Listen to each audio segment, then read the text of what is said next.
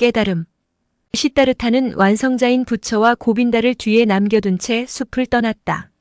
그때 그는 여태까지의 자신의 생활도 숲속에 남겨둔 채로 그 생활과 결별한다는 느낌을 받았다.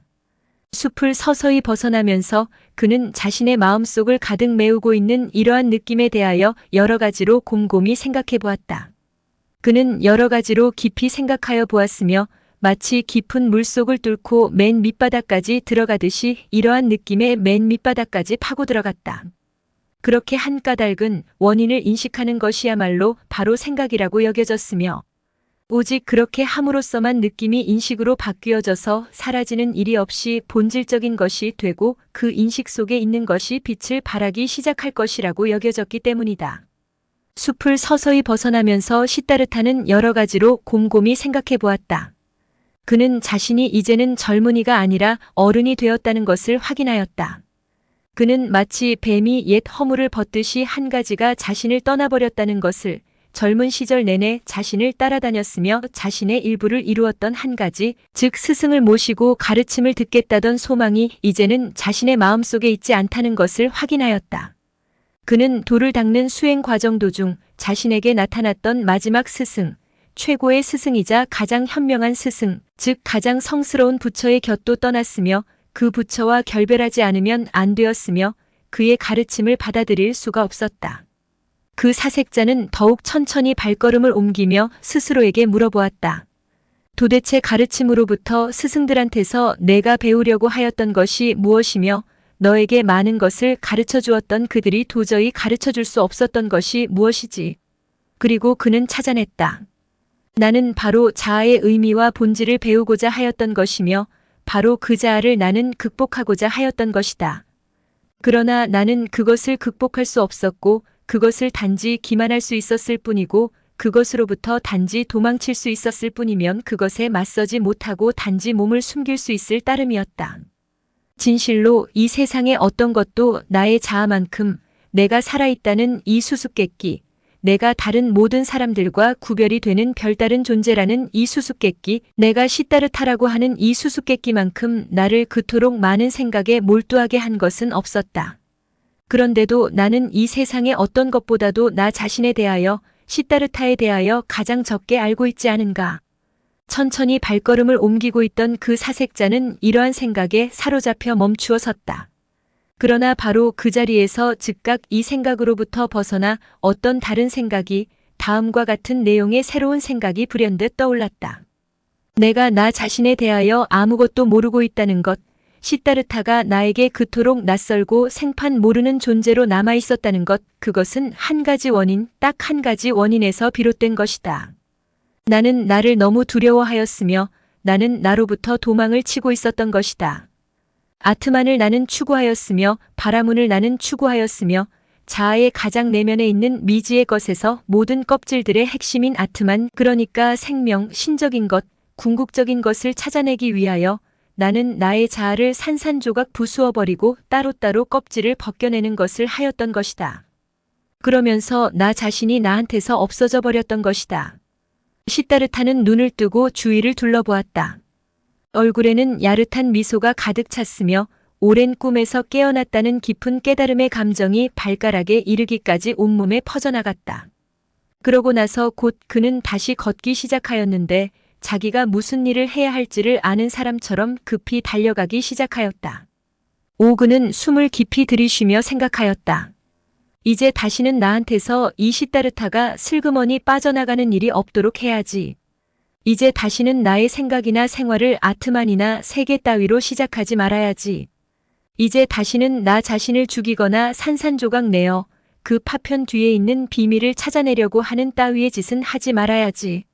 이제 다시는 요가 베다의 가르침도, 아타르바 베다의 가르침도, 고행자의 가르침도, 그 어떤 가르침도 받지 말아야지. 나 자신한테서 배울 것이며 나 자신의 제자가 될 것이며 나 자신을 시다르타라는 비밀을 알아내야지. 그는 마치 이 세상을 맨 처음 보기라도 한 것처럼 신기한 듯 주위를 둘러보았다. 이 세상은 아름다웠으며 이 세상은 오색찬란하였으며 이 세상은 기기묘묘하고 수수께끼 같았다. 여기에는 파랑이 있었고 여기에는 노랑이 있었고 여기에는 초록이 있었으며 하늘이 흘러가고 있었고 강이 흐르고 있었으며 숲이 우뚝 솟아 있었고 산이 우뚝 솟아 있었다. 삼라만상이 아름다웠으며 삼라만상이 수수께끼로 가득 차 있었고 요술 같았다. 그 한가운데에서 깨달음을 얻은 각자 시다르타는 자기 자신에게로 나아가는 도중에 있었다. 이 모든 것, 이 모든 노랑과 파랑, 강과 숲이 맨 처음으로 눈을 통하여 시다르타의 내면 속에 파고들었으니 이 모든 것은 이제 더 이상 마야의 요술도 아니었고 이제 더 이상 마야의 베일도 아니었으며 이제 더 이상 무의미하고 우연한 현상계의 다양성도 아니었다. 다양성을 무시하고 통일성을 추구하며 깊이 사색하는 바라문에게는 무의미하고 우연한 현상계의 다양성도 아니었다. 다양성을 무시하고 통일성을 추구하며 깊이 사색하는 바라문에게는 무의미하고 우연한 현상계라는 것은 경멸스러웠다. 파랑은 파랑이고 강은 강이었으며 비록 시다르타의 내면에 있는 파랑과 강물 속에 하나이자 신적인 것이 숨어 있다 할지라도 여기에 노랑, 여기에 파랑, 저기에 하늘, 저기에 숲, 그리고 여기에 시다르타가 있다는 그 사실이야말로 바로 신적인 것의 본성이요 의였던 것이다. 의와 본질은 사물들의 배후 어딘가에 있는 것이 아니라 그 사물들 속에 삼라만상 속에 있었던 것이다. 나는 얼마나 무감각하고 우둔하였던가. 급히 발걸음을 옮기면서 그는 생각하였다. 어떤 사람이 어떤 글을 읽고 그 뜻을 알고자 할 때 그 사람은 기호들과 철자들을 무시하지 않으며 그것들을 착각이나 우연 또는 무가치한 껍데기라고 부르지도 않는다. 그 사람은 철자 하나하나 빠뜨리지 않고 그 글을 읽으며 그 글을 연구하고 그 글을 사랑한다. 그러나 나는 이 세상이라는 책과 나 자신의 본질이라는 책을 읽고자 하였던 나는 어떠하였는가? 나는 내가 미리 추측한 뜻에 짜맞추는 일을 하기 위하여 기호들과 철자들을 무시해버렸으며 이 현상계를 착각이라 일컬었으면 나의 눈과 혀를 우연하고 무가치한 현상이라고 일컬었다. 아니, 이런 일은 지나가 버렸으며 나는 미몽에서 깨어났다. 난 정말로 미몽에서 깨어났으며 오늘에야 비로소 다시 태어난 것이다. 시다르타는 이 생각을 하다가 자기가 가는 길 앞에 마치 뱀이 누워있기라도 한 것처럼 다시 한번 갑자기 멈추어 섰다. 왜냐하면 문득 자신이 실제로 잠에서 깨어난 자이며 새로 태어난 자라면 생활을 새롭게 완전히 맨 처음부터 다시 시작하지 않으면 안 된다는 것을 분명하게 깨달았기 때문이다. 그가 이미 미몽에서 깨어나 자기 자신에게로 나아가는 도중에 있던 바로 그날 아침 세존이 기거하는 숲인 기원정사를 떠났을 때만 해도 그는 이제 몇 년씩이나 고행을 했으니 고향으로 아버지에게로 되돌아가야겠다고 생각했었고 그것을 당연하고도 자명한 것으로 여겼었다. 그러나 지금 이 순간에 와서야 비로소 즉 자기가 가는 길 앞에 마치 뱀이 누워있는 것 같아 멈추어 선 이 순간에야 비로소 그는 미몽에서 깨어나 다음과 같은 통찰에 이르게 되었다. 나는 정말로 이제 더 이상 옛날의 내가 아니며 나는 이제 더 이상 고행자가 아니며 나는 이제 더 이상 승려가 아니며 나는 이제 더 이상 바라문이 아니다. 내가 집에 가서 아버님 곁에서 도대체 무슨 일을 해야 한단 말인가? 연구하는 일, 제사 드리는 일, 침잠 상태에 빠지는 일. 이 모든 일은 정말이지 다 지나간 일이고 이 모든 일은 이제 더 이상 내가 가야 할 길이 아니다. 꼼짝도 하지 않고 시다르타는 서 있었는데 수만 번 쉴 짧은 순간 동안 심장이 얼어붙는 것 같았다. 자신이 얼마나 외로운 존재인가를 알게 되었을 때 그는 마치 한 마리 작은 짐승이나 한 마리의 새 또는 한 마리의 토끼라도 된 듯 가슴속에 심장이 얼어붙는 것을 느꼈다. 몇 해 동안 그는 고향 없이 떠도는 신세였지만 자신이 떠돌이라고 느끼지 못하였었다. 그런데 이제 그걸 느끼게 된 것이다. 속세에서 가장 멀리 떨어진 침잠 상태에 빠져 있을 때에도 그는 여전히 아버지의 아들이었으며 높은 신분의 바라문이었으면 정신적 존재였다. 이제 그는 단지 깨달은 자 시다르타에 불과하였으며 더 이상 그 밖에 다른 존재가 아니었다. 그는 깊이 숨을 들이마셨으며 한순간 몸이 얼어붙어서 몸을 부르르 떨었다. 어느 누구도 그만큼 외로운 사람은 없었다. 귀족치고 귀족과 어울리지 않는 사람이 없었으며 직공치고 다른 직공과 어울려 자기와 같은 부류의 사람들에게서 피난처를 찾지 않는 사람이 없었다. 귀족이든 직공이든 자기와 같은 부류의 사람들과 함께 생활하고 공통의 언어로 말하지 않는 사람이 없었다.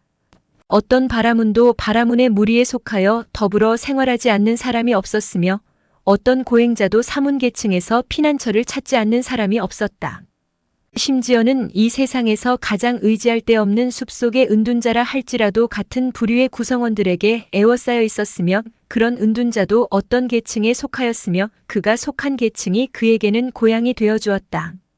고빈다는 승려가 되었으며 수천의 승려들이 그의 형제들이었고 그가 입는 것과 같은 옷을 걸쳤고 그의 믿음과 같은 믿음을 가졌으며 그가 사용하는 언어와 같은 언어로 말하였다.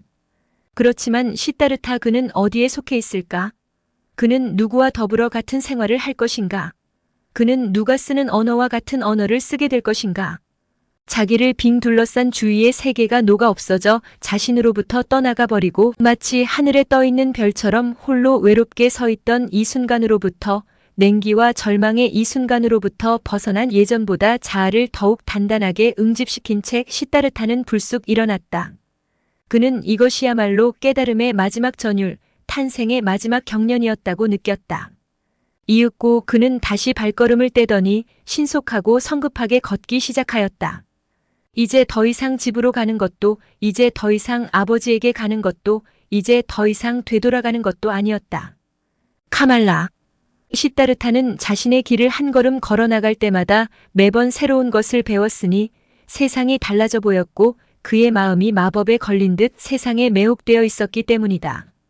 그는 숲이 울창한 산 위로 태양이 떠오른 것을, 그리고 저 멀리 야자나무가 우거진 강변 위로 태양이 지는 것을 보았다. 그는 밤하늘에 별들이 질서정연하게 자리 잡고 있는 것을 보았으며 초승달이 마치 파란 바다를 떠다니는 한 조각의 배처럼 두둥실 떠 있는 것을 보았다. 그는 나무들, 별들, 짐승들, 구름들, 무지개, 바위들, 풀들, 꽃들, 시내와 강 풀밭에서 반짝이는 아침 이슬, 저 멀리에 파랗고 뽀얀 빛깔을 하고 서 있는 높은 산들을 보았다. 새들이 노래하고 꿀벌들이 윙윙거렸으며 벼가 익어가는 들판에는 은쟁반에 옥굿을 구르는 듯한 청아한 소리를 내며 바람이 불었다. 이 오색영롱한 천태만상은 항상 그 자리에 있었으며 항상 달과 해는 비추고 있었으며 항상 시냇물은 졸졸 소리내며 흐르고 있었고 꿀벌들은 윙윙거리며 날아다니고 있었다.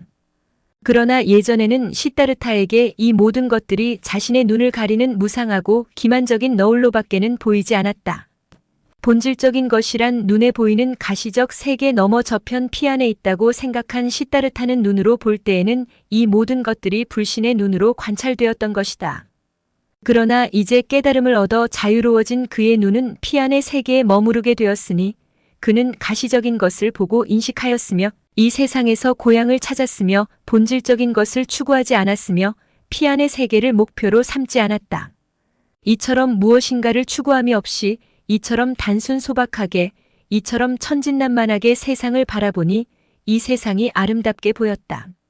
달과 별들도 아름다웠고 시냇물과 강기슭, 숲과 바위, 염소와 황금풍뎅이, 꽃과 나비도 아름답게 보였다. 이처럼 천진난만하게, 이처럼 미몽에서 깨어나서 이처럼 주변에 가까운 사물에 마음의 문을 연 채로 이처럼 아무 불신감도 없이 이 세상을 떠돌아다닌다는 것은 아름답고 기분 좋은 일이었다. 머리 위에 내리쬐는 햇살도 예전과는 다르게 느껴졌으며 더위를 식혀주는 숲의 그늘도 시원한 느낌이 예전과는 달랐으며 시냇물과 물통의 물맛도 예전과는 달랐으며 호박이나 바나나의 맛도 예전과는 달랐다. 낮과 밤이 짧아진 것 같았고 매 순간이 마치 바다 위의 돛담배처럼 돛 아래 온갖 보물과 기쁨을 가득 실은 그런 돛담배처럼 쏜살같이 지나갔다. 시다르타는 둥근 천장 모양을 이루고 있는 울창한 숲속에서 원숭이 무리들이 이 나뭇가지 저 나뭇가지를 높이 타고 다니는 것을 보았으며 그 원숭이들이 욕정에 불타는 거친 소리로 꾀꾀거리며 노래 부르는 것을 들었다. 시다르타는 순양이 암놈을 뒤쫓아가서 교미하는 것을 보았다.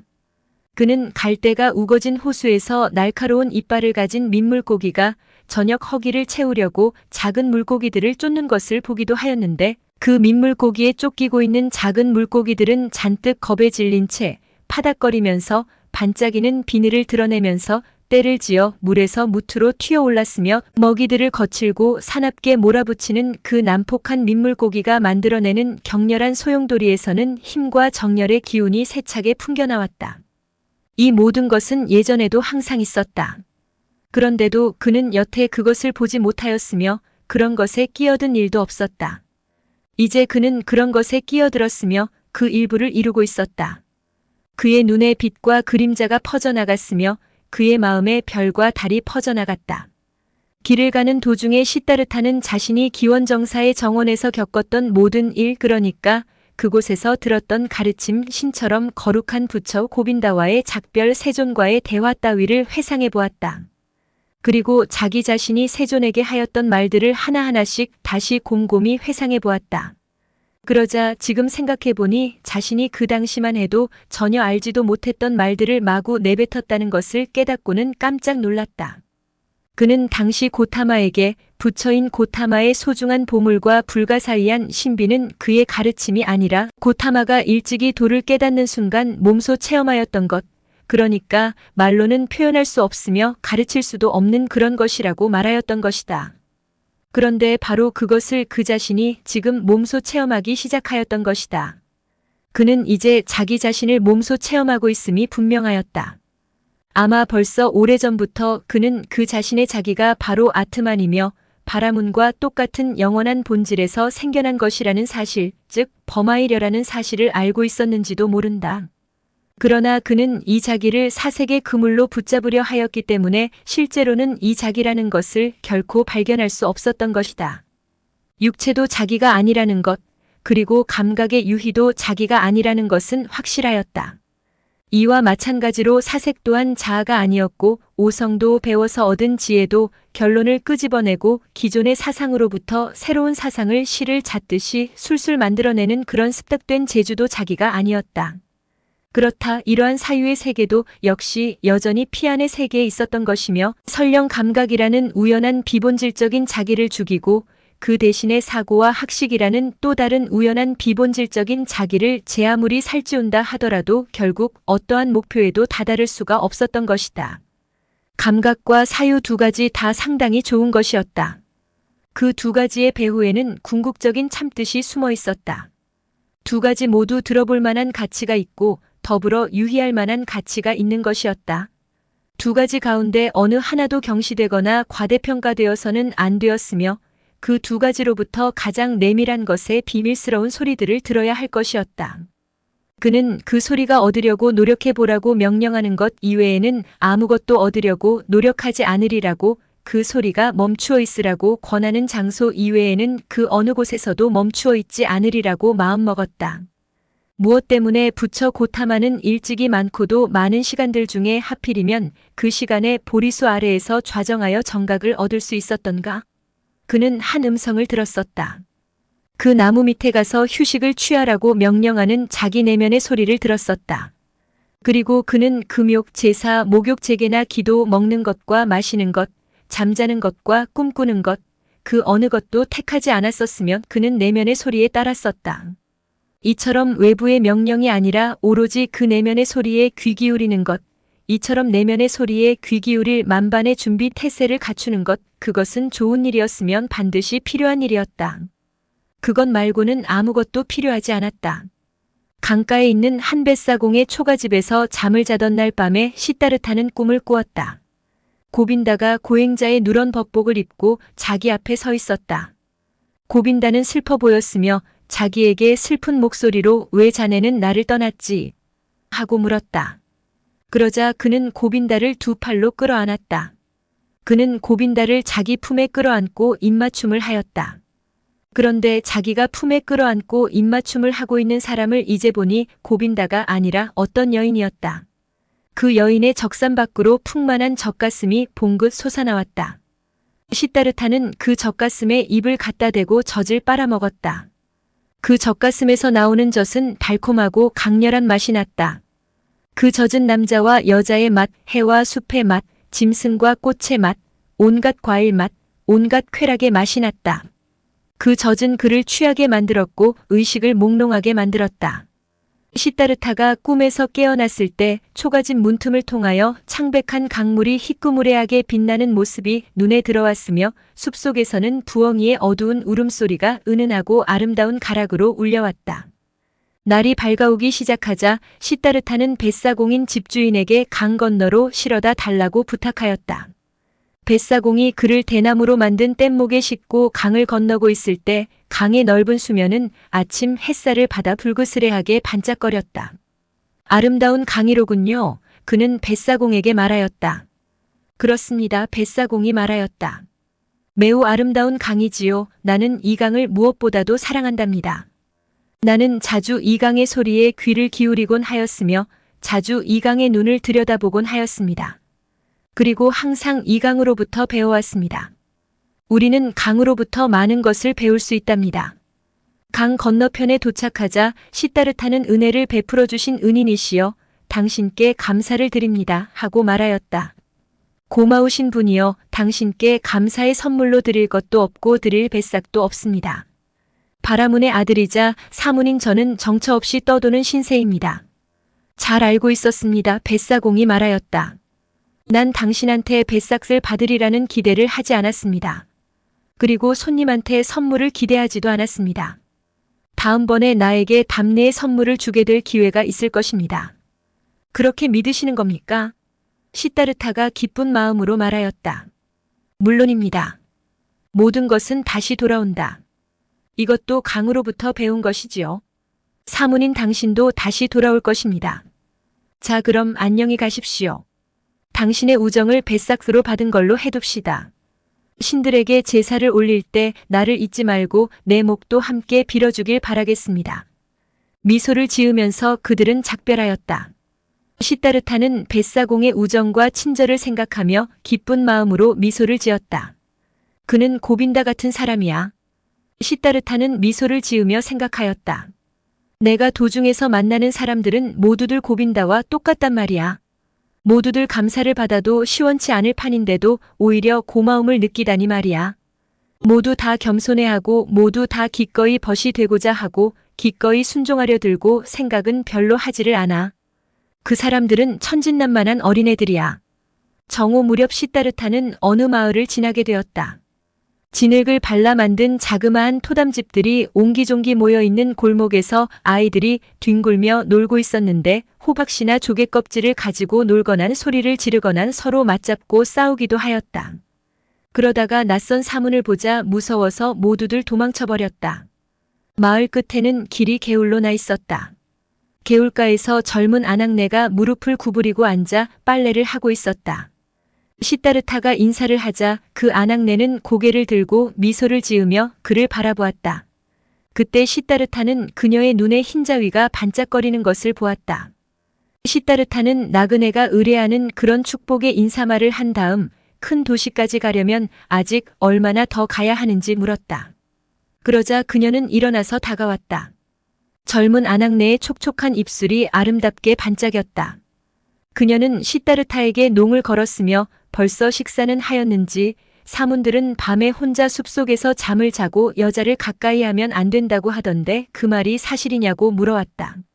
이때 그 여자는 왼발을 오른발 위에 올려놓으면서 여자가 남자한테 일종의 사랑의 향락을 요구할 때 취하는 그런 몸짓을 해보였다. 소위 사랑의 교과서에서 나무타기라고 부르는 그런 몸짓이었다.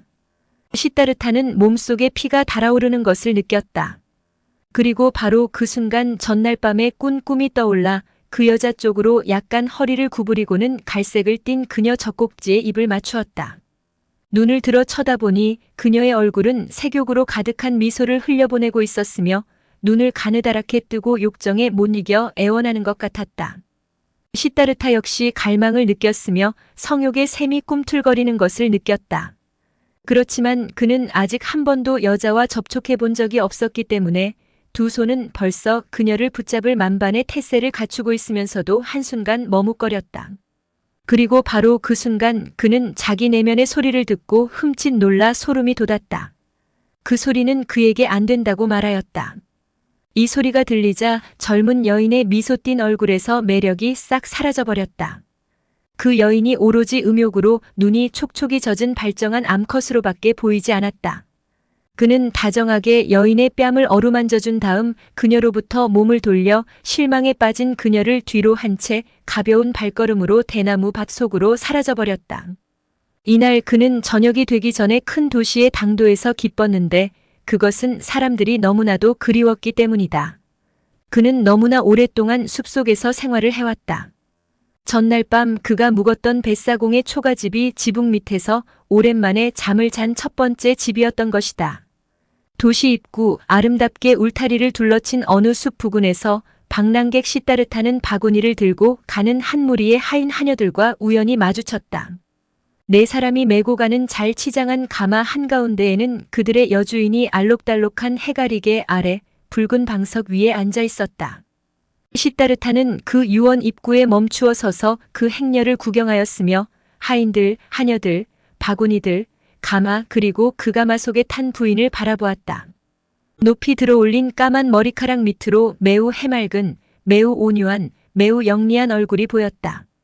선홍빛 입술은 막 터진 무화과 열매 같았고 눈썹은 휘어진 활처럼 곱게 손질된 채 그려져 있었고 까만 눈동자는 영리하고 사려 깊어 보였다. 하얗고 길다란 목덜미가 초록빛과 황금빛의 겉저고리 위로 오뚝하니 올라 있었으며 널찍한 황금 팔찌를 낀 투명한 빛깔의 길고 가느다란 두 손은 무릎 위에 단정히 놓여 있었다. 무척이나 아름다운 그 여인의 모습을 보고 시따르타의 가슴이 기쁨에 뛰어놀았다. 그 가마가 가까이 다가왔을 때 그는 몸을 낮게 숙였다. 그러고는 다시 반듯하게 서서 그 여인의 화사하고 고운 얼굴을 바라보았으며 둥그스름한 천장 모양의 영리한 두 눈이 눈빛을 잠시 동안 읽어냈으며 자신이 알지 못하는 야릇한 향내를 풍기는 입김을 느꼈다. 그 아름다운 여인은 미소를 지으면서 고개를 끄덕이고 있었다. 그것도 한순간 그 여인은 곧 숲속으로 자취를 감추어 버렸으며 뒤이어 하인들도 사라져 버렸다. 이 도시에 발을 들여놓자마자 이런 광경을 보게 되다니 좋은 징조로군. 시따르타는 생각하였다. 그는 당장이라도 그 유원지 안으로 들어가고 싶은 마음이 굴뚝 같았지만 자신의 처지를 생각해 보았다. 그러자 그때서야 비로소 입구에 서 있는 자신의 모습을 하인들과 하녀들이 어떤 눈초리로 쳐다보았던가 하는 생각이 났다. 얼마나 경멸하는 눈초리로 자기를 쳐다보았던가, 얼마나 불신하는 눈초리로 자기를 쳐다보았던가, 얼마나 쫓아내려는 듯한 눈초리로 자기를 쏘아보았던가 하는 생각이 퍼뜩 들었던 것이다. 나는 아직 사문이지 그는 생각하였다. 아직도 변함없이 여전히 고행자요 구걸하는 거짓 신세 아닌가. 이런 꼴로 그대로 있어서는 안 될 거야. 이런 꼴로 유원지 안에 들어가서는 안 될 거야. 이 생각을 하자 웃음이 터져 나왔다. 그는 가장 가까이에서 걸어오는 사람에게 그 유원지에 대한 것을 그리고 그 여인의 이름을 물어보았다. 그리하여 그는 이것이 카말라의 정원, 즉 유명한 기생인 카말라의 정원이라는 것을 알게 되었고 그녀가 이 정원 말고도 시내에 집 한 채를 더 소유하고 있다는 것도 알게 되었다. 그런 후 그는 시내로 들어갔다. 이제 그에게는 하나의 목표물이 생겼던 것이다. 자기의 목표물을 뒤쫓으면서 그는 그 도시에 자신의 몸을 내맡겨 거기에 빨려 들어갔으니 길 위에서 인파에 떠밀려 다니기도 하였고 이 거리 저 거리에 멈춰 서 있기도 하였고 강가의 돌계단 위에서 휴식을 취하기도 하였다. 저녁 무렵 그는 한 이발소 조수와 사귀게 되었다. 시따르타가 맨 처음 그를 보았을 때 그는 지붕이 둥근 건물의 그늘 밑에서 일하고 있었다. 그 다음에 다시 비슈누 사원에서 기도드리고 있는 그의 모습을 보았었다. 그는 이발소 조수에게 비슈누와 락슈미의 이야기를 들려주었다. 시따르타는 그날 밤 강가에 메어놓은 나룻배에서 자고 다음 날 아침 일찍 이발소에 첫 손님이 오기 전에 그 이발소 조수한테 수염을 깎았으며 머리카락도 자르게 하고 빗질도 하게 하고 좋은 머릿기름도 바르게 하였다. 그런 다음 그는 강물에 들어가 목욕도 하였다. 오후 늦게 가마를 탄 아름다운 카말라가 정원에 거의 다 왔을 때 시따르타는 입구에 서 있다가 몸을 굽혀 절을 하였다. 그리고 그녀의 답례 인사를 받았다. 그러나 그는 행렬 맨 뒤에 오고 있던 하인을 손짓으로 오라고 한 다음 한 젊은 바라문이 대화를 나누기를 간절히 원한다는 것을 여주인에게 알려달라고 청하였다. 한참 후에 그 하인이 되돌아와서는 기다리고 있던 시다르타에게 자기를 따라오라고 하였다. 시다르타는 그 하인 뒤를 따라갔다. 그 하인은 아무 말도 하지 않은 채 그를 정자로 데리고 간 다음 그 자리를 떠났다. 거기에는 카말라가 휴식용 침상에 누워 있었다. 이제 카말라 옆에는 시다르타 혼자밖에 없었다. 당신은 이미 어제 저 밖에 서 있다가 나한테 인사를 하지 않았던가요? 카말라가 물었다. 사실 나는 이미 어제 그대를 보았으며 그대에게 인사를 하였소. 하지만 어제는 수염을 기르고 있었고 긴 머리카락에다 그리고 머리카락에는 먼지가 잔뜩 묻어 있지 않았던가요? 그대의 관찰력은 대단하시군요. 하나도 빠뜨리지 않고 모두 다 보셨군요. 그대는 어제 시다르타를 보았소. 브라만의 아들인 그는 사문이 되기 위하여 고향을 떠나 3년 동안 사문 생활을 했었소. 그렇지만 나는 이제 사문의 그 좁은 길을 떠나 이 도시로 왔는데 이 도시에 발을 들여놓기 직전에 맨 처음 만난 사람이 바로 그대였소. 카말라여, 내가 그대에게 온 것은 이 말을 하기 위해서요. 그대는 시다르타가 눈을 내리깔지 않고 말을 거는 최초의 여인이요. 앞으로는 행여 아름다운 여인을 만나는 일이 있더라도 나는 결코 눈을 내리깔지 않을 것이요. 카말라는 생글생글 미소를 지으며 공작깃 부채를 만지작거리고 있었다. 그러더니 이렇게 물었다. 그러니까 시다르타가 나를 찾아온 목적이 오로지 이 말을 하기 위해서란 말인가요? 그대에게 이 말을 하기 위하여 그리고 그대가 너무나 아름답다는 사실에 대하여 그대에게 감사드리기 위하여 온 것이오. 그리고 만약 언짢게 여기지 않는다면 카말라여, 그대에게 나의 친구가 나의 스승이 되어달라고 부탁하는 바이오. 나는 그대가 도통한 그런 방면의 기술에는 아직 아무것도 아는 바가 없기 때문이요. 카말라는 큰 소리로 웃었다. 친구분, 숲에서 나온 사문이 와서 나한테 배우고 싶어한 것은 여태까지 한 번도 없었던 일이에요. 긴 머리카락과 치부 가리개마저 갈기갈기 찢어진 차림을 하고 사문이 나를 찾아온 것도 한 번도 없었던 일이며 많은 젊은이들이 나를 찾아오는데 그 중에는 바라문의 아들도 있지요. 그러나 그들은 아름다운 옷을 입고 세련된 신발을 신고 머리카락에서는 좋은 향내가 나고 지갑에는 돈을 두둑이 넣어가지고 오지요. 이보세요, 사문, 나를 찾아오는 젊은이들은 모두 그 정도라고요. 시다르타가 말하였다. 벌써 나는 그대한테서 배우기 시작하고 있소. 어제도 벌써 나는 배운 바가 있었소. 벌써 나는 수염을 깎았고 머리카락을 빗질하였고 머리카락에 기름도 발랐소. 훌륭한 그대여, 아직 나에게 없는 것은 얼마 안 돼요. 세련된 옷, 세련된 신발, 지갑 속의 돈, 나에게 없는 것은 이것뿐이요. 그런데 시다르타는 그런 사소한 것들보다 더 어려운 일을 해내기로 결심하였으며 그 일을 해냈소. 그런데 어떻게 내가 어제 결심하였던 것, 그러니까 그대의 친구가 되고 그대한테서 사랑의 기쁨을 배우길 결심하였던 것을 이루어내지 못하겠소. 카말라여, 그대는 내가 가르쳐 볼 만한 사람이라는 것을 알게 될 것이요. 그대가 나에게 가르치게 될 일보다 더 어려운 일을 나는 배워왔소. 그러니까 아무튼지 머리카락에 기름은 발랐으나 옷도 신발도 돈도 없는 지금 처지의 시다르타는 그대 마음에 차지 않는다는 말이지요. 웃음을 지으면서 카말라가 소리쳤다. 그래요, 귀하신 분, 아직은 마음에 차지 않아요. 나한테 귀한 손님 대접을 받으려면 옷을, 그것도 멋진 옷을 입지 않으면 안 되고, 신발을, 그것도 예쁜 신발을 신지 않으면 안 되고, 그리고 지갑에는 돈을 두둑이 넣고 있지 않으면 안 되고 카말라에게 줄 선물을 가져오지 않으면 안 됩니다. 숲에서 온 사문이여, 이제 아시겠어요? 내 말을 가슴 깊이 새겨두셨나요? 그걸 가슴 깊이 새겨두었소이다. 시다르타가 소리쳤다. 그렇게 예쁜 입에서 흘러나오는 말을 어찌 명심하지 않을 수가 있겠소? 카말라여, 그대의 입은 마치 방금 터진 무화과 열매 같소이다. 나의 입도 붉고 싱싱하오. 나의 입은 그대의 입과 잘 어울릴 것이오. 그대도 그렇다는 것을 곧 알게 될 것이오. 그렇지만 말해보오, 아름다운 카말라여, 사랑을 배우기 위하여 숲에서 나온 사문이 전혀 두렵지 않소.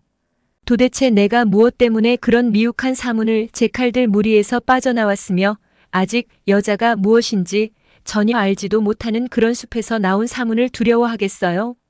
오, 그 사문은 강하지요. 그리고 그는 아무것도 두려워하지 않소. 아름다운 아가씨, 그가 그대를 강제로 범할 수도 있을지 모르오. 그가 그대를 겁탈할 수도 있을지 모르오. 그가 그대에게 고통을 줄지도 모르오. 아니에요, 사문 양반, 나는 그런 것을 두려워하지 않아요. 여태까지 어떤 사문이나 어떤 브라만이 누군가가 와서 자기를 묶어놓고 자기한테서 학식이나 경건한 믿음 그리고 심원한 통찰력을 강탈해 갈까봐 두려워하였던 적이 있었던가요? 아니지요. 그런 사람에게는 그것들이 모두 자기의 고유한 재산이기 때문이지요. 그리고 그런 사람은 그것들 중에서 오직 자기가 주고 싶은 것만을 주고 자기가 주고 싶은 사람들에게 주기 때문이지요. 그런 거예요. 카말라의 경우도 그것과 한치도 틀림없이 똑같아요. 그리고 사람의 기쁨이라는 것도 그것과 하나도 다를 바가 없지요. 카말라의 입은 예쁘고 빨갛지요. 그러나 카말라의 뜻에 어긋나게 그 입에 한번 입 맞추려고 해보세요. 그러면 그렇게 많은 단맛을 줄 수 있는 그 입에서 당신은 말귀를 잘 알아듣는 분이라면 이것도 배워두세요.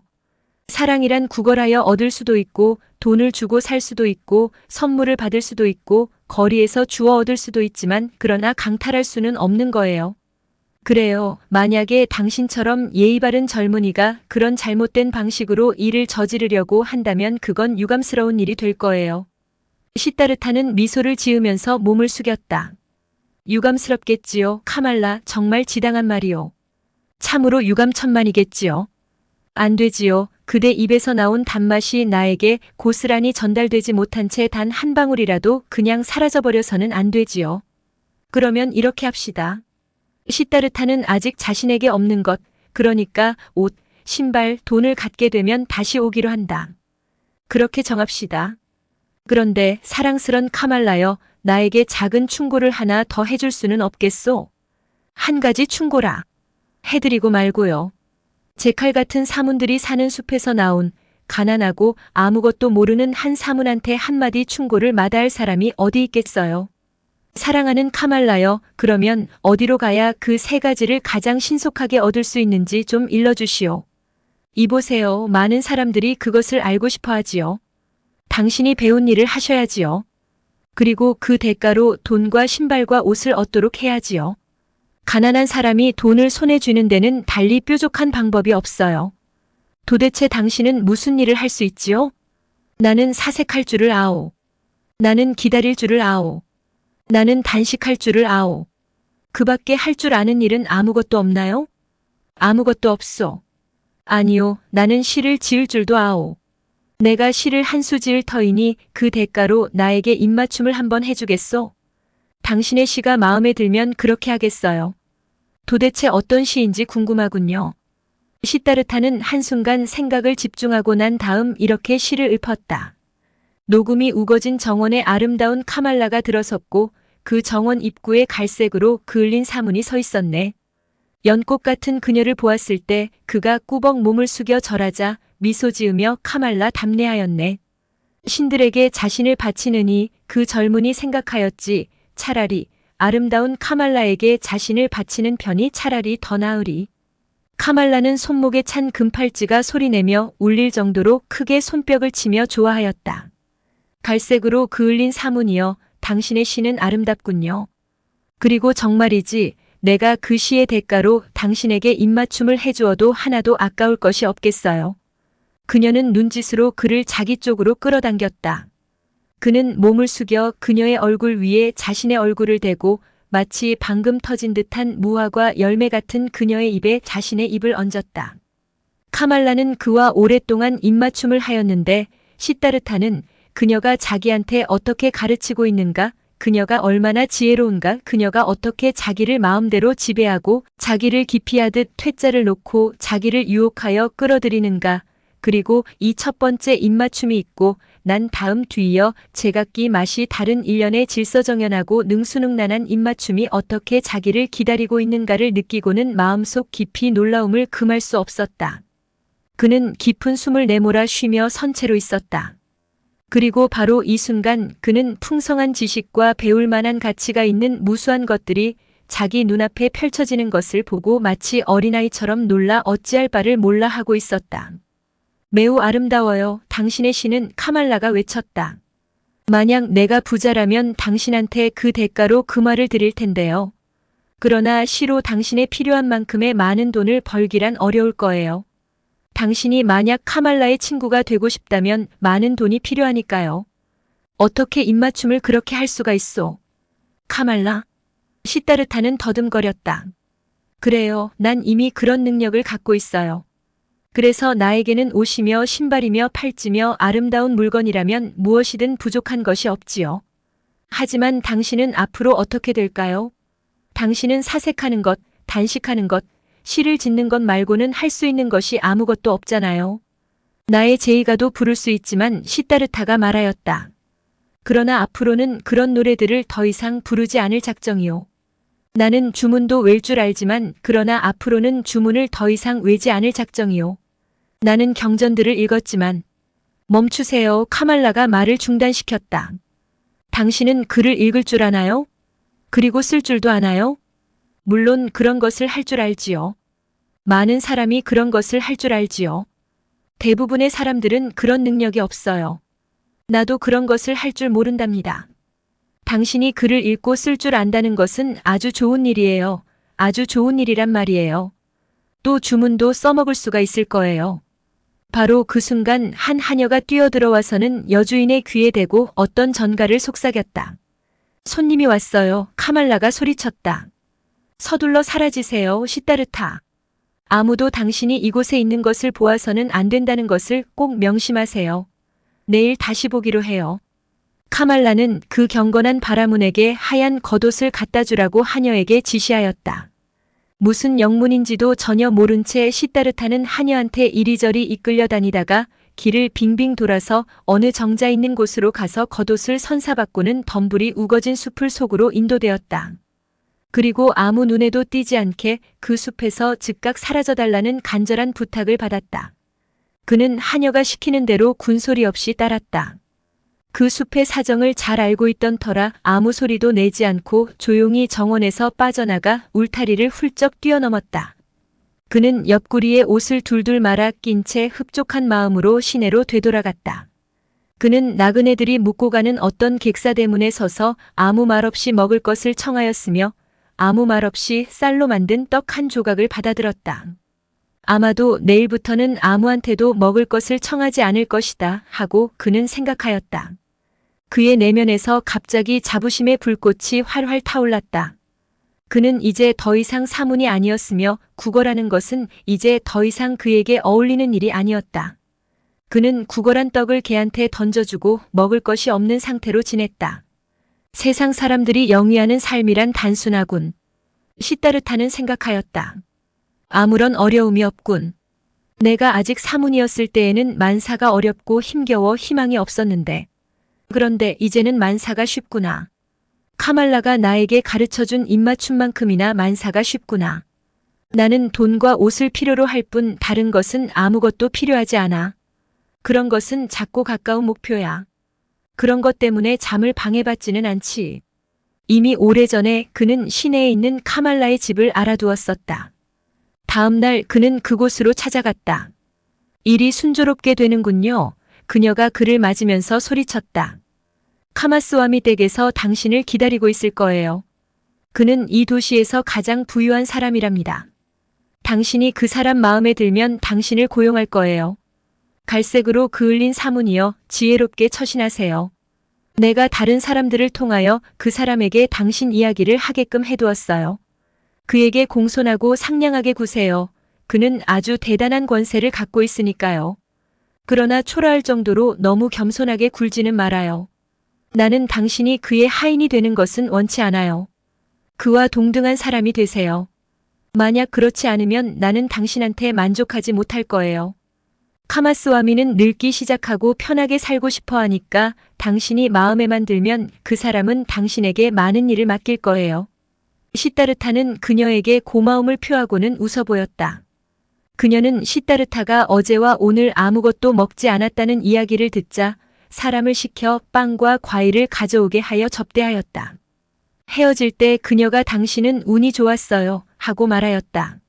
당신이 가는 길 앞에 문이 하나씩 하나씩 열리는군요. 어떻게 일이 이렇게 순조롭게 풀리지요? 어떤 신통력을 갖고 있는 건가요? 시다르타가 말하였다. 어제 내가 그대에게 나는 사색할 줄도 기다릴 줄도 단식할 줄도 안다고 이야기하였는데 하지만 그대는 그런 능력이 아무짝에도 쓸모없다고 생각하였소. 그러나 그런 능력이 많은 일에 쓸모가 있다는 사실을 카말라 그 사실을 그대는 알게 될 것이요. 그대는 숲에 살고 있는 사람들이 그대들은 할 수 없는 그런 많은 근사한 일을 배우고 해낼 수 있다는 것을 알게 될 것이요. 그저께까지만 하더라도 여전히 나는 수염이 무성한 거렁뱅이에 불과하였지만 어제 나는 벌써 카말라와 입맞춤을 하였고 곧 상인이 되어 돈을 갖게 될 것이고 그대가 가치 있다고 여기는 물건들을 모조리 갖게 될 것이요. 그럴 수도 있겠죠. 그녀는 시인하였다. 하지만 만약 내가 없다면 당신의 처지가 어떨까요? 만약 카말라가 당신을 도와주지 않는다면 당신은 어떤 존재일까요? 사랑하는 카말라 시다르타는 몸을 고추 일으켜 세웠다. 내가 그대를 찾아 숲에 있는 그대의 정원으로 갔을 때 나는 첫걸음을 내디딘 셈이었소. 가장 아름다운 여인에게 사랑을 배워보자는 것이 나의 계획이었소.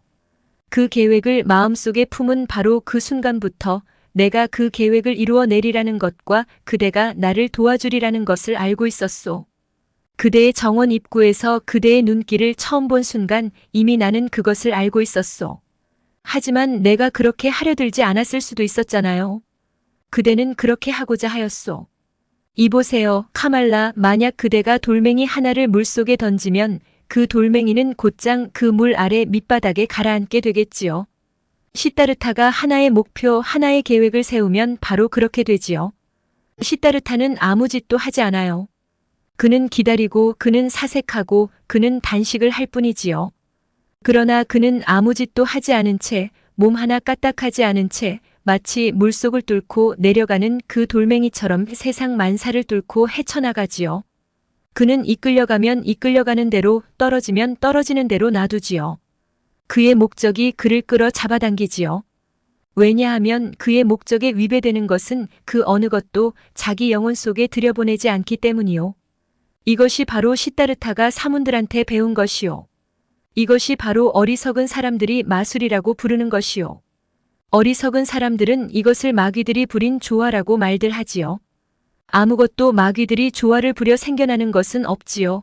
마귀라는 것은 존재하지 않아요. 사람이라면 누구나 사색할 줄 알고 기다릴 줄 알고 단식할 줄 안다면 마술을 부릴 수 있으며 자기의 목적을 이룰 수 있소. 카말라는 그의 말을 귀담아 들었다. 그녀는 그의 목소리를 사랑하였으며 그의 두 눈에서 나오는 눈빛을 사랑하였다. 아마 그럴지도 모르죠. 그녀는 나지막하게 말하였다. 당신이 말한 대로인지도 모르죠. 하지만 아마 시다르타가 근사한 남정네라서 그의 눈길이 여인네들을 반하게 만들어 그 때문에 그에게 행운이 찾아오는 것인지도 모르죠. 시다르타는 그녀와 작별의 입맞춤을 하며 말하였다.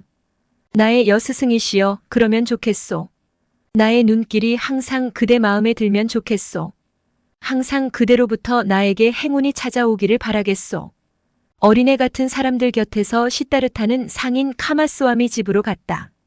그는 부유한 집으로 안내를 받았다. 하인들이 비싼 양탄자가 깔린 거실 사이에 있는 작은 방으로 그를 안내하였다. 그는 거기서 집주인을 기다렸다. 카마스와미가 들어왔는데 거의 백발이 다 되어가는 머리카락에 아주 영리하고 신중한 눈 그리고 탐욕스러운 입을 지닌 민첩하고 유들유들한 사람이었다. 주인과 손님은 서로 다정하게 인사를 나누었다. 내가 듣기로는 그 상인이 입을 떼었다. 당신은 학자인 바라문이고 상인한테서 일자리를 찾는다면서요. 바라문이여, 당신은 일자리를 구해야 할 만큼 곤궁한 상태에 빠져 있나요? 아닙니다. 시다르타가 말하였다. 저는 곤궁한 상태에 빠져 있지도 않고 이제껏 한 번도 곤궁해 본 적도 없습니다. 저는 오랫동안 사문들과 살다가 사문 생활을 청산하고 나왔습니다. 사문들과 살다 온 사람이라고 곤궁하지 말라는 법이 있습니까?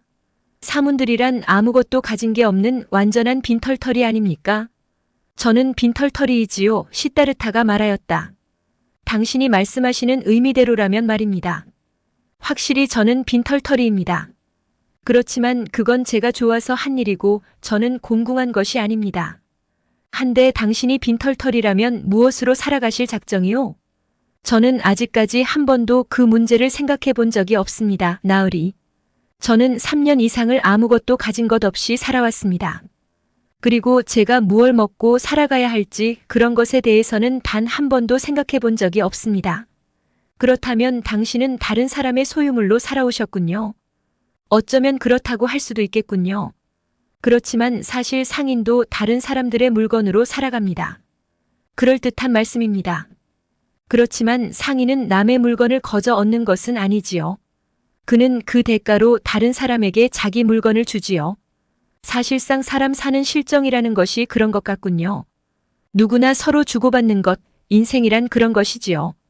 하지만 신뢰가 될지 모르나 한 가지 물어도 될까요? 당신은 빈털터리인데 도대체 무엇을 주겠다는 것이요? 누구나 자기가 갖고 있는 것을 주지요. 전사는 힘을 주고 상인은 상품을 주고 선생은 가르침을, 농부는 쌀을, 그리고 어부는 물고기를 주지요. 아주 지당한 말이요. 그런데 당신이 줄 수 있는 것은 무엇이지요? 당신이 배운 것, 당신이 할 수 있는 것이 도대체 무엇이지요? 저는 사색할 줄 압니다. 저는 기다릴 줄 압니다. 저는 단식할 줄 압니다. 그게 전부인가요? 저는 그게 전부라고 생각합니다. 그런데 그게 무슨 쓸모가 있지요? 예컨대 단식 같은 것 말인데요. 그게 무엇에 좋지요? 나으리, 그것은 아주 좋습니다. 단식은 먹을 것이 떨어졌을 때 인간이 할 수 있는 가장 현명한 방법이지요. 예컨대 시타르타가 단식하는 법을 배우지 않았다면 당신한테서 아니면 다른 데서라도 오늘 당장 아무 일자리건 얻지 않으면 안 되었을 것입니다. 배가 고파 그렇게 하지 않을 수 없게 될 테니까요. 그렇지만 시타르타는 이렇게 태연하게 기다릴 수 있으며 초조해하지도 않고 공공해하지도 않으며 설령 굶주림에 오래 시달릴지라도 웃어넘길 수 있습니다. 나으리, 단식이란 그런 데에 좋은 것입니다. 당신 말이 옳아요, 사문 양반. 잠시 기다려봐요. 카마스와미는 밖으로 나갔다가 두루마리를 하나 가지고 다시 들어와서 그것을 손님에게 건네주며 이것을 읽을 수 있소? 하고 물었다. 시타르타는 매매 계약서가 적혀 있는 그 두루마리를 살펴보더니 그 내용을 낭독하기 시작하였다. 훌륭합니다. 카마스와미가 말하였다. 그러면 이 종이 위에 나를 위해 몇 자 좀 써주겠소. 그가 종이와 붓을 주자 시타르타는 글을 써서 그 종이를 되돌려 주었다. 카마스와미는 그 내용을 읽어보았다. 글을 쓰는 것은 좋은 일이고 사색하는 것은 더 좋은 일이다. 지혜로운 것은 좋은 일이고 참는 것은 더 좋은 일이다. 당신은 정말로 훌륭하게 글을 쓸 수 있는 능력을 지녔군요. 상인은 칭찬하였다. 우리가 서로 나눌 이야기가 많이 있을 것이오. 오늘은 이쯤 해두고 우리 집의 손님으로 이 집에 기거하면 좋겠군요. 시타르타는 고맙게 그 부탁을 받아들여 그 상인의 집에 기거하게 되었다. 옷과 신발이 그에게 제공되었으며 하인 한 명이 매일 그를 위해 목욕 준비를 하였다. 하루에 2번씩 풍성한 식사가 나왔다. 하지만 시타르타는 하루에 한 끼만 식사를 하였으며 고기도 먹지 않았고 술도 마시지 않았다.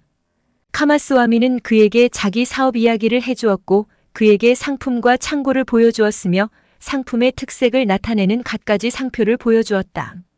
시타르타는 새로운 것을 많이 알게 되었으며 많이 듣고 적게 말하였다. 그리고 카말라가 한 말을 잊지 않고서 결코 그 상인에게 종속당하지 않았으며 그 상인이 부득이 자기를 동등하게 대우할 수밖에 없게끔, 아니 사실은 그 이상으로 대우할 수밖에 없게끔 만들었다. 카마스와미는 자기 사업을 꼼꼼하게, 때로는 정열적으로 이끌어 나갔다. 그러나 시타르타는 이 모든 것을 마치 유희 같은 것으로 여겼다. 따라서 비록 그가 그 유희의 규칙을 정확하게 배우려고 애쓰기는 하였지만 그 유희의 내용이 그의 마음에 감동을 불러일으키지는 못하였다. 시타르타는 카마스와미의 집에 들어간 지 얼마 지나지 않아 벌써 집주인의 사업에 끼어들게 되었다. 그러나 날마다 그는 아름다운 카말라가 일러준 시간에 아름다운 옷을 입고 멋진 신발을 신고서 그녀를 찾아갔으며 얼마 지나지 않아 그녀에게 선물까지 갖다 주게 되었다. 그녀의 붉고 영리한 입은 그에게 많은 것을 가르쳐 주었다. 그녀의 섬세하고 유연한 손은 그에게 많은 것을 가르쳐 주었다. 사랑에는 아직도 여전히 어린아이에 불과한 그에게 맹목적이고도 물릴 줄을 모른 채 마치 바닥이 없는 심연 속으로 뛰어들듯 쾌락의 늪 속으로 뛰어드는 그에게 그녀는 근본부터 다음과 같은 내용을 가르쳐 주었다. 사람은 누구나 쾌락을 주지 않고서는 받을 수 없으며 몸짓 하나하나, 어루만짐 하나하나, 접촉 하나하나, 눈길 하나하나가 모두 제각기 비밀을 지니고 있으며 인체의 아무리 사소한 부분이라 하더라도 각기 나름대로 비밀을 지니고 있다는 것. 그리고 그 비밀은 자극받아 깨어나면 그 비밀을 아는 사람에게 아무 때라도 행복감을 안겨줄 준비가 되어 있다는 것이었다.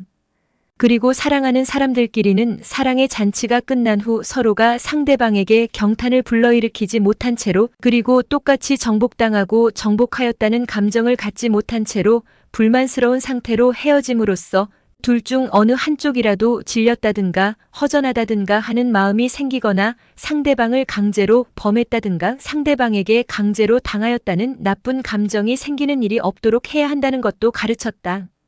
그는 이 아름답고 영리한 여자 예술가 곁에서 황홀한 시간들을 보냈으며 그녀의 제자가 되었고 그녀의 애인 겸 친구가 되었다. 그가 살아가는 현재 생활의 가치와 의의는 카말라한테 있는 것이었지 카마스와미의 장사에 있는 것이 아니었다. 그 상인은 중요한 서류와 계약서 작성을 그에게 맡겼으며 모든 주요 용건들을 그와 상의하는 것이 습관이 되었다. 얼마 지나지 않아 그 상인은 시다르타가 쌀이나 면, 선박 운송이나 무역에 관해서는 별로 아는 것이 없지만 그의 손이 행운을 가져다주는 손이라는 것을 그리고 그가 침착함이나 마음의 안정면에서는 낯선 사람의 말에 귀를 기울인다든가 마음을 꿰뚫어 본다든가 하는 기술면에서는 자기를 훨씬 능가하고 있다는 것을 알게 되었다. 그 바라무는 그는 한 친구에게 말하였다. 진짜 상인도 아니고 결코 진짜 상인이 되지도 않을 거야. 그의 영혼이 정열적으로 사업에 몰두한 적이 한 번도 없거든. 그러나 그가 좋은 별자리를 타고 태어나서인지 마술을 부려서인지 사문들한테 그 무엇인가를 배워서인지는 몰라도 아무튼 그는 가만히 있어도 저절로 성공하는 그런 부류의 사람들이 지니는 비밀을 지니고 있어. 언제나 그는 사업을 단지 장난하듯이 하는 것처럼 보이네. 그는 한 번도 사업에 몰두한 적이 없으며 한 번도 사업이 그의 마음을 지배한 적이 없으며 한 번도 그는 실패를 두려워해 본 적이 없으면 한 번도 손해보는 것을 걱정한 적이 없네. 그 말을 듣고 친구가 상인에게 이렇게 충고하였다. 그가 자네를 위해 하고 있는 그 사업에서 나오는 이익의 3분의 1을 그에게 주게. 그렇지만 손해가 나게 되면 그 손해의 3분의 1을 그에게 변상하도록 해보게. 그러면 그가 더욱더 열성을 보이게 될 거네. 카마스와미는 그 충고를 따랐다. 그러나 시다르타는 그런 것에 별로 신경 쓰지 않았다. 이익이 생기면 덤덤하게 받아들였고 손해가 생기면 웃으면서 그래, 이번에는 일이 잘못 풀렸구나고 말하는 것이 고작이었다. 모두 다 아주 대단히 유쾌한 일이로군. 카마스와미는 언짢아서 소리를 질렀다. 그러나 당신은 뭐니 해도 사실은 장사꾼이라는 것을 꼭 말해두고 싶소. 아니면 당신은 도대체가 단지 즐기기 위하여 출장을 떠났다는 말이오. 물론입니다. 시다르타는 웃으면서 말하였다. 확실히 저는 즐기려고 출장을 떠났던 것입니다. 그 밖에 다른 목적이 무엇이 있겠습니까? 저는 여러 사람들과 지역들을 알게 되었으며 친절과 신임을 얻는 기쁨을 누렸으며 친구들을 사귀어 우정을 얻었습니다. 이보세요. 친애하는 나으리, 제가 만약 카마스와미였다면 쌀 구매 계획이 수포로 돌아간 것을 안 즉시 잔뜩 화가 치밀어서 황급히 되돌아와 버렸을 것입니다. 그리하여 정말로 시간과 돈을 잃어버리는 결과를 자초하였을 것입니다. 하지만 저는 좋은 나날을 보냈으며 배움을 얻었으며 기쁨을 누렸으며 분노나 성급함 때문에 제 자신이나 다른 사람들에게 손해를 입히는 일을 하지 않았습니다. 그리고 제가 언젠가 추후에 나올 수확물을 사기 위해서 또는 그 밖에 다른 목적으로 그곳에 다시 갈 일이 있으면 그곳에 친절한 사람들이 저를 다정하고 즐거운 마음으로 맞아줄 것입니다. 그러면 그것으로 그 당시에 성급하고 불쾌한 모습을 드러내지 않은 데 대한 보답을 받게 되는 셈입니다. 그러니까 이보세요. 그 문제는 이쯤 해두는 것이 좋을 것 같습니다. 그리고 저를 책망함으로써 스스로 손해를 자초하는 일을 하지 마십시오. 당신이 만약 저 시다르타라는 작자가 나한테 손해를 입히고 있다고 생각하는 날이 오면 저에게 그렇다고 한마디만 말씀해 주십시오. 그러면 시다르타는 자신의 길을 갈 것입니다. 그러면 그때까지는 우리 서로 간의 불만을 갖지 않도록 합시다. 시다르타가 카마스와미 자기의 빵을 얻어먹고 있다는 사실을 시다르타에게 납득시키려고 하였던 그 상인의 시도도 이렇게 하여 허사가 되고 말았다. 시다르타는 자기 자신의 빵을 먹고 있었으며, 아니 그보다는 오히려 그들 두 사람은 다른 사람들의 빵을, 모든 사람들의 빵을 먹고 있었다. 시다르타는 한 번도 카마스와미가 걱정하는 문제에 귀 기울이지 않았다. 그런데 카마스와미는 걱정거리가 많았다. 진행 중인 사업이 당장에라도 실패할 것처럼 보이거나, 발송한 물품이 분실되어 버린 것처럼 보이거나, 채무자가 빚을 갚지 못할 것처럼 보일 때에 그는 걱정하는 말을 늘어놓거나, 분통을 터뜨리거나, 주름살이 잡히게 이마를 찡그리거나 잠을 제대로 이루지 못하였다. 그러면 동업자인 시다르타는 그렇게 해보아야 무슨 소용이 있느냐며 카마스와미의 언행을 도저히 납득할 수 없다는 태도를 보였다. 언젠가 한 번은 카마스와미가 시다르타에게 모든 것을 자기한테서 배워 아는 것이 아니냐고 따져 물었을 때 그는 이렇게 대꾸하였다. 제발 그따위 우스갯소리로 저를 조롱하려 들지 마세요. 생선 한 바구니 값이 얼마라든가, 빌려준 돈에 대하여 얼마만큼의 이자를 요구할 수 있는가, 이런 것은 물론 당신한테 배웠어요. 그것이 당신의 학문이지요. 소중한 카마스와미여, 하지만 사색하는 것은 당신한테 배우지 않았어요. 차라리 그런 것을 나한테 배우도록 해보시지요. 사실 그의 영혼은 장사하는 데 가 있지 않았다. 물론 자기가 카말라에게 갖다 줄 돈을 버는 데에는 사업이란 유용한 것이었다. 그리고 그는 사업을 통하여 자신이 필요로 하는 돈보다 더 많은 돈을 벌어들였다. 예전에 시다르타는 사람들이 하는 사업들, 수공업들, 근심 걱정들, 오락들이나 어리석은 행위들을 마치 달나라처럼 낯설고 거리가 먼 것으로 여겼었다. 그런데 지금 그가 관심과 호기심을 갖고 있는 대상은 오로지 사람들 뿐이었다. 그래서 모든 사람들과 이야기를 나누고, 모든 사람들과 함께 생활하고, 모든 사람들로부터 배우는 일을 그는 쉽게 해낼 수 있었다. 그럼에도 불구하고 그들과 무엇인가 차이점이 있음을 느끼지 않을 수 없었다. 그것이 바로 그의 사문 정신이었다. 그는 사람들이 어린아이나 짐승 같은 방식으로 살아간다는 것을 알게 되었다. 그는 이러한 삶의 방식을 사랑하는 동시에 경멸하였다. 그는 사람들이 자기 생각에는 그런 대가를 치를 만한 가치가 없는 것들, 그러니까 돈이나 사소한 즐거움, 하찮은 체면을 얻기 위하여 애를 쓰고 괴로워하고 늙어가는 것을 보았다. 그는 그들이 서로를 욕하고 모욕을 주는 것을 보았다. 그리고 사문이라면 웃어넘길 수도 있는 그런 고통 때문에 그들이 괴로워하는 것을 보았으며, 사문이라면 없어도 괜찮다고 느낄 그런 것이 없어서 고통을 당하는 것을 보았다. 시다르타는 사람들이 자기에게 가져오는 모든 것을 마음을 활짝 열고 받아주었다. 그는 자기에게 아마포를 사라고 내놓는 장사꾼을 환영하였고, 자기에게 돈을 꾸어달라고 찾아오는 채무자도 환영하였으며, 어느 사문하고 비교해도 결코 그 절반도 가난하지 않은데도 1시간 동안이나 가난하다고 신세 타령을 늘어놓는 거지도 환영하였다. 외국에서 온 부유한 무역상이라 할지라도 그는 자기 수염을 깎아주는 하인에게 대하는 것과 다를 바 없이 대하였으면, 바나나를 팔면서 몇 푼 더 벌려고 속임수를 쓰려드는 노점 상인에게도 똑같은 대우를 하였다. 그는 카마스와미가 찾아와 걱정거리를 하소연하거나 어떤 사업 때문에 자기를 책망할 때에도 잔뜩 호기심에 차서 명랑하게 그 말을 귀담아 들어주기도 하고, 그를 이상하다는 듯이 쳐다보기도 하고, 그를 이해해 보려고 하기도 하고, 도저히 어쩔 수 없는 불가피한 상황이라고 생각되면 그의 말이 다소 옳다고 해주기도 하였다. 그러다가도 다음 사람이 찾아오면 그에게서 몸을 돌리고 새로운 사람을 맞았다. 사실 많은 사람들이 그를 찾아왔다. 어떤 사람들은 그와 거래를 트기 위하여 찾아왔고, 어떤 사람들은 그를 속이기 위하여, 어떤 사람들은 그의 속마음을 떠보기 위하여, 어떤 사람들은 그의 동정을 사기 위하여, 어떤 사람들은 그의 충고를 듣기 위하여 찾아왔다. 그는 충고를 해주었고, 동정을 해주었고, 선물을 선사하였고, 조금은 속아 넘어가 주기도 하였다. 그리고 예전에 신들이나 바라문에 온통 마음을 빼앗겼던 만큼이나 이제 그는 이런 모든 유희들의, 그리고 모든 사람들이 그러한 유희를 하는데 들인 정성에 온통 마음을 빼앗겼다. 이따금씩 그는 가슴속 깊은 곳에서 죽어가는 낮은 음성이 나지막하게 경고하는 것을, 거의 알아들을 수 없을 정도로 나지막하게 하소연하는 것을 느끼곤 하였다.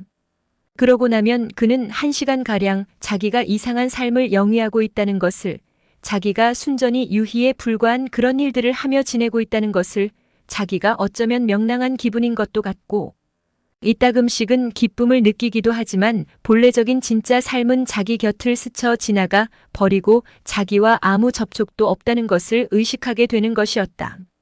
마치 공을 가지고 노는 사람이 공을 가지고 장난치듯 그는 자기 사업을 가지고 장난쳤으면 주변 사람들을 데리고 놀았으며 그들을 바라보면서 그들을 위안 삼아 재미있어 하기도 하였으나 진실한 마음으로 자기 존재의 원천을 지닌 채 거기에 임한 것은 아니었다. 존재의 원천은 자기 자신과는 멀리 동떨어진 어딘가에서 흐르고 있었으며 눈에 띄지 않게 흘러가고 있었으면 자기 자신의 생활과는 이제 더 이상 아무 상관이 없었다. 어떤 때는 그러한 생각들을 하면서 흠칫 놀라는가 하면 어린애 같은 사람들이 날마다 하는 일이라는 것이 비록 유치하긴 하지만 그런 모든 일상적인 활동에 열성을 가지고 진심으로 참여할 수 있는 처지라면 참 좋을 텐데 하고 생각하기도 하였다. 그러니까 다시 말하자면 옆에 서서 구경만 하는 그런 방관자의 입장에서 벗어나 정말로 실생활을 해나갈 수 있는, 실제적으로 활동할 수 있는, 정말로 기쁨을 누리면서 살아갈 수 있는 그런 여건이 자기에게 주어진다면 얼마나 좋을까 생각하였던 것이다.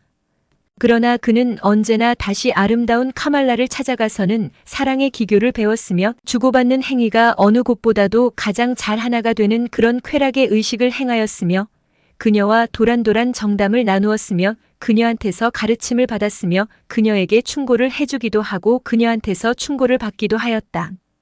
그녀는 옛날에 고빈다가 시다르타를 이해하였던 것보다 시다르타를 더 잘 이해하였으며 그녀는 고빈다가 시다르타와 닮았던 것보다 더 많이 시다르타와 닮아 있었다. 언젠가 한 번은 그가 그녀에게 이렇게 말하였다. 당신은 나와 비슷해. 당신은 대부분의 사람들과는 달라. 당신은 딴 사람들과는 생판 다른 오직 마칼라일 뿐이야. 당신의 내면에는 당신이 매 순간마다 그 속에 파고들어가 편안하게 안주할 수 있는 그런 고요한 은신처가 하나 있어. 나도 당신과 마찬가지야. 그런 은신처를 갖고 있는 사람은 얼마 안 되지. 하지만 모든 사람이 다 그런 은신처를 갖고 있는지도 몰라. 모든 사람이 다 영리하지는 않아요. 카말라가 말하였다. 아니야, 시다르타가 말하였다. 중요한 것은 그게 아니야. 카마스와미는 나만큼이나 영리해. 그렇지만 그는 자기 내면의 은신처를 갖고 있지 않아. 반면에 어떤 사람들은 지적인 능력은 어린애 수준밖에 안 되면서도 그런 걸 갖고 있어. 대부분의 사람들은 말이야, 카말라, 바람에 나부껴 공중에서 이리저리 빙빙 돌며 흩날리다가 나풀거리며 땅에 떨어지는 나뭇잎 같은 존재야. 그러나 얼마 안 되는 숫자이긴 하지만 어떤 사람들은 하늘에 있는 별 같은 존재로서 고정불변의 궤도를 따라서 걸으며 어떤 바람도 그들에게 다다르지는 못하지. 그들은 자기 자신의 내면에 그들 나름의 법칙과 궤도를 지니고 있지. 모든 학자들과 사문들 가운데 그들 중 많은 사람을 나는 알았지. 한 사람이 그런 종류의 존재, 완성자였는데 나는 그분을 결코 잊을 수가 없어. 그분이 바로 세존 고타마, 그 가르침을 만천하에 고지하신 분이지. 수천 명의 제자들이 날마다 그분의 가르침을 듣고 있고 매 시간마다 그분의 규율을 따르고 있지만 그러나 그들은 모두가 떨어지는 나뭇잎과 다를 바 없는 존재야. 그들은 자기 자신의 내면의 가르침과 법칙을 갖고 있지 않아. 카말라는 미소를 지으면서 그의 얼굴을 바라보았다. 또다시 그분 이야기군요. 그녀는 말하였다. 또다시 사문 생각을 하고 있군요. 시다르타는 아무 말도 하지 않았다. 그리고 그들은 사랑의 유희를 즐겼는데 그것은 카말라가 알고 있던 30-40가지의 서로 다른 사랑의 유희들 가운데 하나였다. 그녀의 몸은 마치 제규어의 몸처럼 그리고 마치 사냥꾼의 활처럼 유연하였다. 이러니 그녀한테서 사랑의 기교를 배웠었던 자라면 누구나 수많은 쾌락들과 수많은 비밀들에 통달하였던 것이다. 오랫동안 그녀는 시다르타를 데리고 놀았다. 그녀는 그를 유혹하기도 하고 퇴짜 놓듯 다시 밀쳐내기도 하고 자기가 원하는 대로 할 수밖에 없도록 그에게 강요하기도 하고 그를 부둥켜 안기도 하면서 마침내 그가 완전히 정복당하여 기운이 다 빠진 채 그녀 곁에 누워 휴식을 취할 때까지 그의 능숙한 솜씨를 실컷 즐겼다.